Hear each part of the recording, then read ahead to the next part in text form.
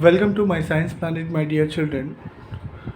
मेरा नाम है फ़हीम सिद्दीकी। आज हम स्टडी करेंगे class 10 science chapter 10 light refraction reflection and refraction NCERT CBSE KVS. My dear children, part 1 हम कर चुके हैं। आज हम स्टडी करेंगे पार्ट 2। पार्ट 2 में कौन कौन से पार्ट स्टडी करनी है उसका हम आपको यहाँ पे चैप्टर ओवरव्यू दे रहे हैं। नंबर 1 है रिफ्रैक्शन, नंबर 2 है refraction through glass slab, number 3 laws of refraction, number 4 refractive index, number 5 ray diagram for lenses, number 6 lens formula and power of lens। my dear children, जो हमने part 1 करा है उसका जो लिंक है मैं आपको डिस्क्रिप्शन बॉक्स में दे दूंगा। उसे आप जो है पहले उसे स्टडी कीजिएगा, सेकंड आप उसको स्टडी कीजिएगा अगर आपने पार्ट 1 स्टडी नहीं करा है। तो चलते हैं my dear children next page पर। Now my dear children, study करते हैं रिफ्रैक्शन के। रिफ्रैक्शन क्या होता है, पहले हमने पार्ट 1 में स्टडी किया था रिफ्लेक्शन। रिफ्लेक्शन क्या था, the bouncing back of light with the smooth and polish surface is known as reflection. अब बात करते हैं यहाँ पे रिफ्रैक्शन, जो कि हमारे चैप्टर की टर्म है। रिफ्रैक्शन में क्या होता है, the change of direction of light passing from one transparent medium to another. क्या होता है, the change direction of light, the change of direction of light क्या होता है, जब डायरेक्शन ऑफ लाइट जो होती है चेंज हो जाती है one from one transparent medium to another transparent medium is known as refraction. वो क्या कहलाता है, रिफ्रैक्शन कहलाता है। यह हम बता सकते हैं cause of refraction, the speed of light changes. Cause of refraction, refraction की वजह से द स्पीड ऑफ लाइट क्या होती है, वो चेंज होती है when it enters one medium to another. तो स्पीड ऑफ लाइट क्या होती है, वो होती है 3 × 10⁸ मीटर पर सेकंड। काय में होती है, ये होती है वैक्यूम में या एयर में। चेंज कैसे होती है, मान लीजिएगा हमारे पास ये एक मीडियम है, ये मीडियम है, इस मीडियम से हमारे पास ये रेज आती है, ये हमारे पास रेज आ रही है। ये रेज जो है क्या होगा, सीधी निकलनी चाहिए थी, लेकिन ये रेज सीधी ना निकल करके होता क्या है, ये रेज बेंड हो जाती हैं towards the medium. Okay my dear children, ये इधर बेंड हो जाएगी, ये मीडियम 1 होगा आपका और ये मीडियम 2 होगा। तो जब ये रेज होंगी बेंड हो जाती हैं तो क्या होता है, ये कहलाता है रिफ्रैक्शन कहलाता है माय डियर चिल्ड्रन। क्या, रिफ्रैक्शन, इसे बोलते हैं हम रिफ्रैक्शन। नाउ चलते हैं नेक्स्ट पेज पे, अपना नया न्यू कॉन्सेप्ट स्टार्ट करते हैं न्यू पेज से my dear children. Now we will study here on this page my dear children some examples of refraction. Previous page पे हमने स्टडी करा था रिफ्रैक्शन, यहाँ पर उसके कुछ एग्जाम्पल लेंगे रिफ्रैक्शन के क्या एग्जाम्पल होते हैं। तो रिफ्रैक्शन का एग्जाम्पल फर्स्ट आता था, bottom of swimming pool appears higher. जो स्विमिंग पूल होता है उसकी जो बॉटम होती है वो कैसे दिखाई देती है, बहुत ज़्यादा हायर यानी कि बहुत ऊंची दिखाई देती है।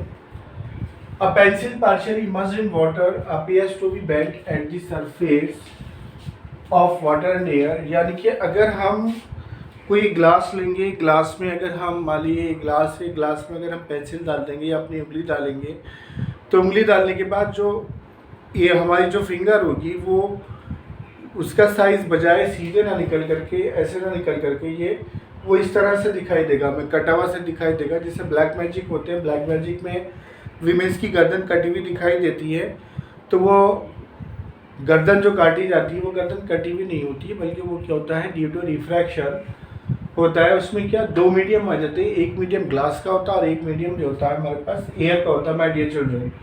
तो ड्यू टू रिफ्रैक्शन हमें क्या होता है, ये बेंड हुई भी दिखाई देती है, क्योंकि एक हमारे पास जहाँ से हम देख रहे हैं ये मीडियम हमारे पास आ गया वो एयर का, और ये दूसरा जो मीडियम है ये हमारे पास है वाटर का। जब एयर से वाटर में जाती है कोई चीज़ और वाटर से एयर में देखेंगे आप और वाटर एयर में आएंगे तो क्या होगा, ये रिफ्रैक्शन होगा। तो ये जो होंगी रेज होती है वो बेंड हो जाती है। Okay, now next point is lemon place in glass tumbler appears bigger. अगर ग्लास पे लेमन रखेंगे तो क्या होगा, वो बहुत बड़ा बड़ा दिखाई देगा।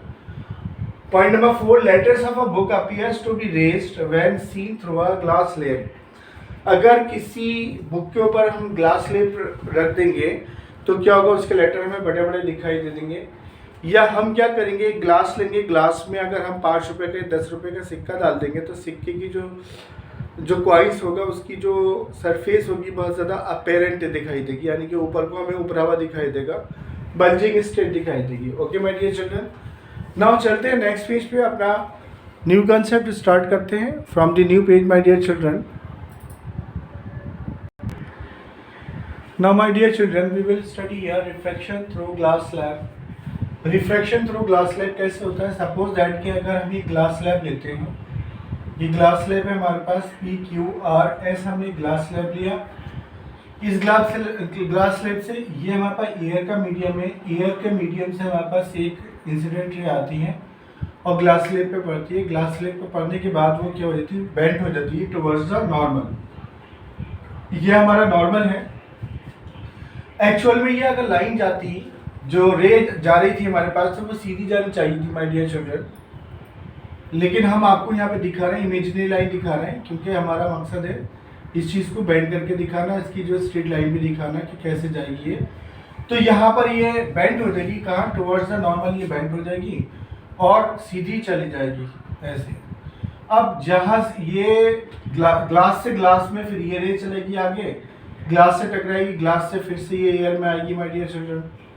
अब जब ये एयर में आएगी तो फिर से ये बेंड होगी, और बेंड होने के बाद जब हम इसका दोनों की डिस्टेंस को मेजर करेंगे तो वो कितना आ जाएगा, x आ जाएगा। और ये x जो होगा हमारे पास क्या होगा, डिस्प्लेसमेंट होगा माय डियर चिल्ड्रन। ये जो x होगा ये हमारे पास एंगल, क्योंकि इंसिडेंट रे है तो ये इसके साथ क्या एंगल I बनाएगी। ये क्या हो गया, अंदर जाने के बाद रिफ्रैक्टेड हो गई, सीधी जानी चाहिए थी, सीधी न जाकर के ये बेंड हो गई टुवर्ड्स द नॉर्मल, तो क्या हुआ, ये रिफ्रैक्टेड हो गई। रिफ्रैक्टेड रे आगे जाने के बाद फिर से क्या हो गया, ये हमारे पास ये R1 था हमारे पास, और ये कितना हो गया, ये R2 हो गया। ये हमारे पास I है, यानी कि ये I1 है, और ये हमारे पास कितना हो गया, I2 हो गया। तो इस तरह से ये एंगल में चेंजेस आ जाते हैं, और ये कितना हो जाता है, डिस्प्लेसमेंट हो जाता है। ये फिर से नॉर्मल, ये नॉर्मल था तो ये एंगल कर दिया हमने, एयर में हमने दिखा दिया। तो ये जो डिस्टेंस होगी वो क्या कहलाएगी, लेटरल डिस्प्लेसमेंट डिपेंड्स ऑन, ये क्या कहलाएगा, लेटरल डिस्प्लेसमेंट होगा माय डियर चिल्ड्रन, थोड़ा सा राइट बेंड होगा।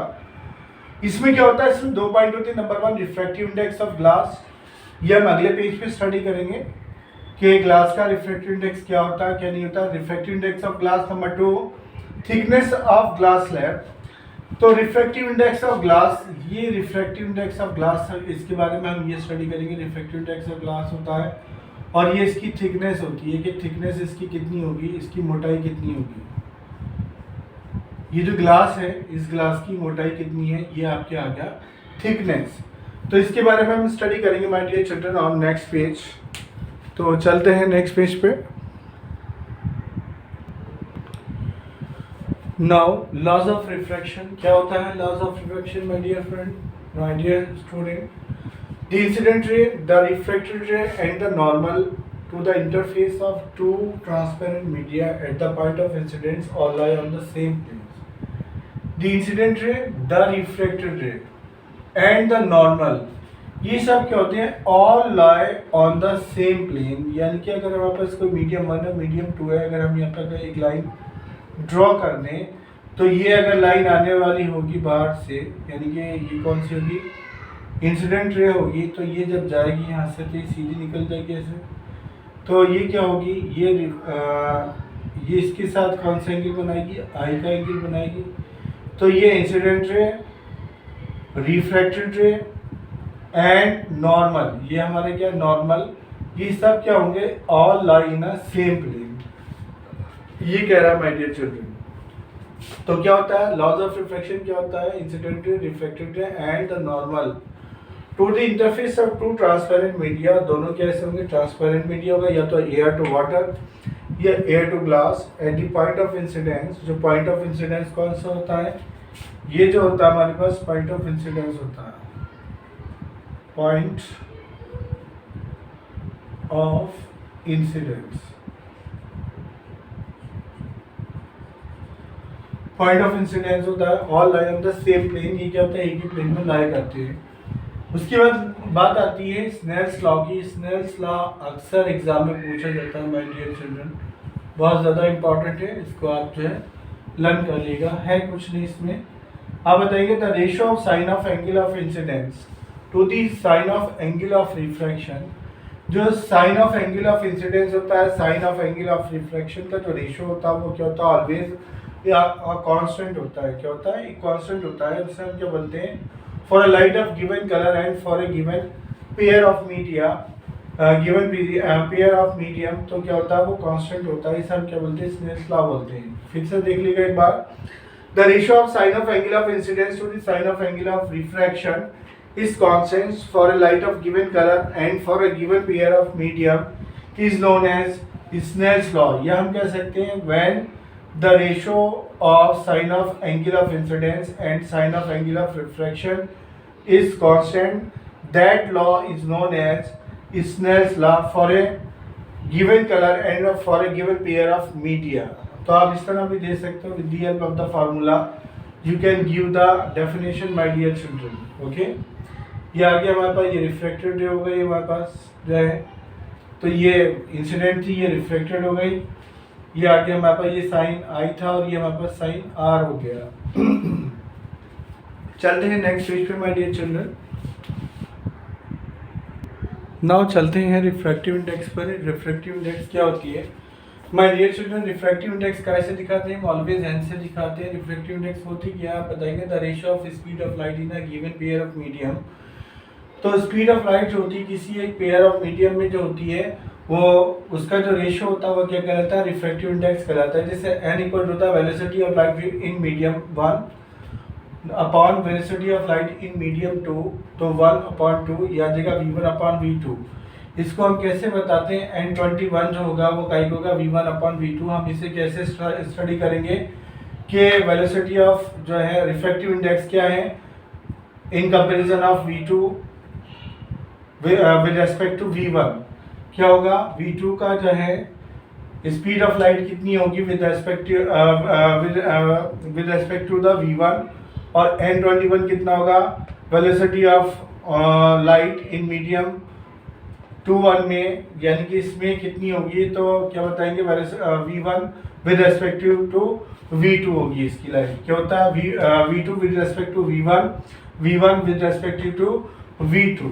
ये इसका फॉर्मूला होगा माय डियर चिल्ड्रन, इसको आपने ध्यान रखना ज़रूरी होता है, इसे लर्न कर लीजिएगा। चलते हैं नेक्स्ट पेज पर। नाउ माय डियर चिल्ड्रन, अब हम बात करते हैं एब्सोल्यूट रिफ्रैक्टिव इंडेक्स।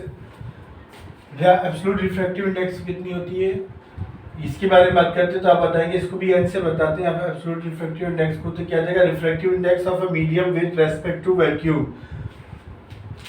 क्या जाएगा, रिफ्रैक्टिव इंडेक्स होती है of a medium with respect to vacuum और एयर। वो क्या होता है, n इक्वल टू c/v को होता है, जहाँ n इक्वल टू क्या होता है, रिफ्रैक्टिव इंडेक्स होती है, c क्या होता है, वेलोसिटी ऑफ लाइट होती है इन दी वैक्यूम और एयर, और ये क्या होगा, ये होगी velocity of light in other medium. ये आ जाएगा आपका रिफ्रैक्टिव इंडेक्स का फॉर्मूला, वेयर c की जो वैल्यू लगेगी कितनी, 3 × 10⁸ मीटर पर सेकेंड लगेगी, v equal to other medium आ जाएगा। अब आपने बताना रिफ्रैक्टिव इंडेक्स किसकी सबसे ज़्यादा होती है, तो आप बताएंगे my dear children refractive index of diamond is the highest.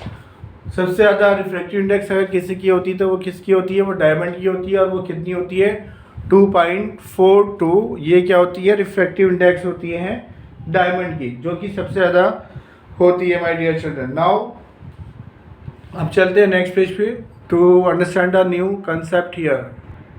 एक चीज़ और है माय डियर चिल्ड्रन, ये जो रिफ्रैक्टिव इंडेक्स है डायमंड की, आप इसे लर्न बाय हार्ट कर लिएगा, क्योंकि अक्सर एग्जाम में इसकी रिफ्रैक्टिव इंडेक्स पूछ ली जाती है।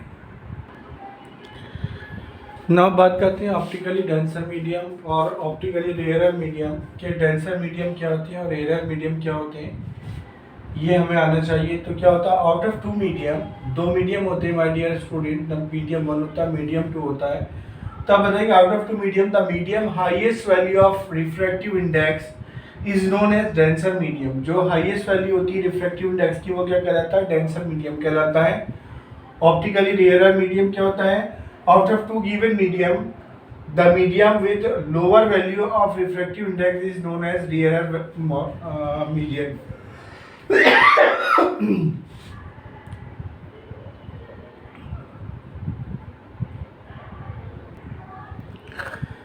तो ऑप्टिकली डेंसर मीडियम समझ में आ रहा होगा मेरे ख्याल में. Out of two medium, the medium higher value, जो हायर वैल्यू मीडियम क्या होता है वो डेंसर मीडियम होता है माय डियर स्टूडेंट. और लोअर वैल्यू जो होता है वो क्या होता है, वो रेयर मीडियम होता है. इसमें आप अगर डायग्राम को देखेंगे तो कैसे पहचानेंगे, जैसे मीडियम 1 मीडियम 2 है. जब रिफ्रैक्टिव इंडेक्स आती है और किसी मीडियम से टकराती है, नॉर्मल, ये नॉर्मल है, नॉर्मल से टकरा करके इंसिडेंट पॉइंट से क्या होता है वो नॉर्मल की तरफ को मुड़ जाती है. तो वो जो होगा मीडियम, वो होगा हमारा रेयर टू डेंसर होगा. क्या होगा, रेयर टू डेंसर. अगर मीडियम में अगर जो रिफ्रैक्टिव इंडेक्स जो है अगर वो कहाँ नॉर्मल की तरफ को मुड़ जाती है तो क्या होगा, रेयर टू डेंसर होगा. और नॉर्मल से अगर दूर चली जाती है, ये नॉर्मल, ये हमारे पास रिफ्रैक्टिव इंडेक्स आ रही है और रिफ्रैक्टिव इंडेक्स क्या हो गया, नॉर्मल से दूर जा रही है, तो वो कौन सा हो गया, डेंसर टू रेयर हो गया मीडियम. तो इस तरह से आप देख लेंगे. फिर बता रहा हूँ मैं आपको, अगर नॉर्मल की तरफ को झुकती है तो कौन सा होगा, रेयर टू डेंसर होगा. और नॉर्मल से अगर दूर जाती है तो डेंसर टू रेयर होगा. ये चीज़ नोट कर लीजिएगा my dear children. Now my dear children, अब हम बात करते हैं स्फेरिकल लेंस की. स्फेरिकल लेंस क्या होते हैं, there are two types of the spherical lens, is convex lens and concave lens. एक कॉन्वेक्स होता है, दूसरा क्या होता है, कॉन्वेक्स कॉन्केव होता है. कॉन्वेक्स और कॉन्केव में क्या फ़र्क है, थोड़ा सा हम इसको डायग्राम से भी बताते हैं आपको. तो बात करते हैं कॉन्वेक्स लेंस की. कॉन्वेक्स लेंस कैसे होते हैं, थिंग फ्रॉम द कॉर्नर. जो कॉर्नर होते हैं ये यहाँ से कैसे होते हैं, पतले होते हैं. थिक एट द सेंटर, बीच में से कैसे होते हैं, मोटे होते हैं. कन्वर्जिंग होते हैं, किसी भी चीज़ को कन्वर्ज करने का काम करते हैं, यानी कि पिक्चर को छोटा करके दिखाते हैं. कॉन्केव लेंस क्या होते हैं, कॉन्केव लेंस में थिक फ्रॉम द कॉर्नर. ये जो कॉर्नर होते हैं यहाँ से कैसे होते हैं, थिक होते हैं, मोटे होते हैं. और थिन एट सेंटर, बीच में से कैसे होते हैं, पतले होते हैं. और डाइवर्जिंग करते हैं, किसी भी चीज़ को डाइवर्ज करने का काम करते हैं, यानी कि फैलाने का काम करते हैं. जो भी पिक्चर बनती है उसको डाइवर्ज करने का काम करते हैं. तो ये कौन से होते हैं, कॉन्केव लेंस होते हैं. और ये कौन से होते हैं, कॉन्वेक्स लेंस होते हैं. Hope so that you are trying to understand here. Now we will go to the next page here my dear children. Now my dear children, you are watching two lenses here. One is convex lens and the other is concave lens. You know very well. Convex lens पर क्या होते हैं, ये convex lens हो या concave lens होते हैं, ये कैसे होते हैं, बाईफोकस लेंस होते हैं. क्या होते हैं, बाईफोकल होते हैं, यानी कि इसमें दो फोकस होते हैं, एक फोकस F1 और दूसरा फोकस F2. अब आप देखेंगे ये जो हमारे पास ये जो कॉन्वेक्स लेंस है, इसका जो फोकस होगा वो इधर होगा, यानी कि लेफ्ट हैंड साइड का जो फोकस है वो जो लेफ्ट हैंड साइड पे जो फोकस है वो किसका है, एक्चुअल में राइट हैंड का है. और जो सेंटर ऑफ कर्वेचर है वो भी राइट हैंड का है. तो यहाँ पर फोकस कितना हो जाएगा, ये फोकस एक हो गया, दोनों की बराबर डिस्टेंस होती है तो 2F1 कहती है. टू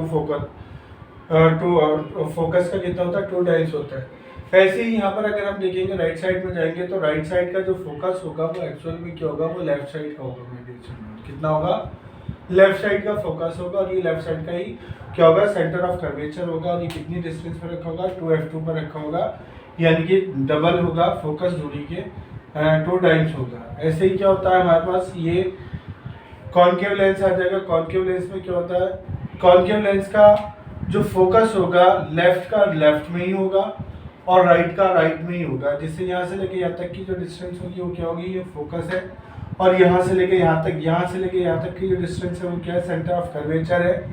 और ये पूरी जो डिस्टेंस होगी तो उससे हम क्या कह सकते हैं, 2 फोकस कह सकते हैं, 2F1 कह सकते हैं. इसका ये क्या फोकस जो है वो किसका है, राइट हैंड साइड का है. राइट हैंड साइड का फोकस राइट हैंड साइड में होगा तो कितना आ जाएगा, F2 आ गया ये. और ये हमारे पास कितना आ गया, ये C2 आ गया माय डियर स्टूडेंट. ये हमारे पास F1 आ गया. तो ये सेंटर ऑफ कर्वेचर 2 टाइम्स होता है क्या, फोकस लेंथ का. तो हम बता देंगे इन डायग्राम की हेल्प से हमें जो इसके न्यूमेरिकल्स वगैरह करने होंगे उसमें हमें बहुत ज़्यादा हेल्प मिलेगी.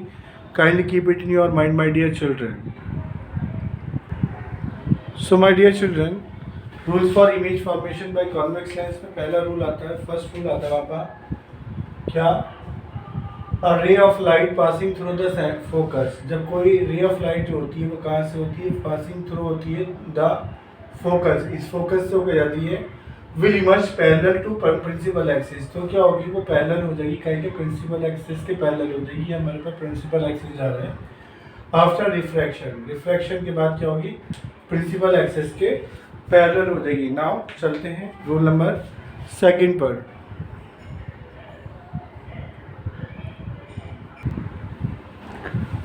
Now second rule will be here my dear children, क्या a ray of light parallel to principal axis of a convex lens always pass focus of other side of the lens. कोई भी रे of light अगर parallel होगी, ये रे of light है parallel है किसके, principal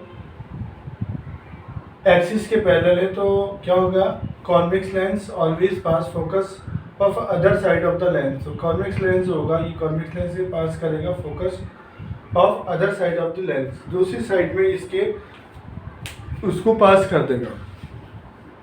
now it's last and third rule is क्या, a ray of light passing through the optical centre, अगर रे ऑफ लाइट जो होती है इसके ऑप्टिकल सेंटर के थ्रू पास हो रहे हैं, will pass without any deviation, तो बगैर किसी डेविएशन के पास होगी माय डियर चिल्ड्रन। जैसे जा रही है सीधी आ रही है, यहाँ पर इसके सेंटर पर आएगी और सीधी निकल जाएगी, तो विदाउट एनी डेविएशन ये पास हो जाएगी। This one is the third and the last rule for image formation by convex lens. Now अब चलते हैं नेक्स्ट पेज पर। एक बात ये ध्यान रखिएगा माय डियर चिल्ड्रन, एग्जाम में अक्सर पूछा जाता है ऐसी कौन सी रे होती हैं जो विदाउट एनी डेविएशन पास हो जाती है। तो ऐसी दो ही रेज होती हैं, या तो वो सेंटर से होकर के जाती है या वो प्रिंसिपल एक्सिस से होकर के जाती हैं। तो ये ध्यान रखिएगा, अक्सर इसमें एग्जाम में पूछ लिया जाता है, बोर्ड एग्जाम में स्पेशली। नाउ इसमें image form by convex lens, ये 6 टाइप्स के इमेज फॉर्म होती हैं। फर्स्ट रूल आता है, when an object at infinity,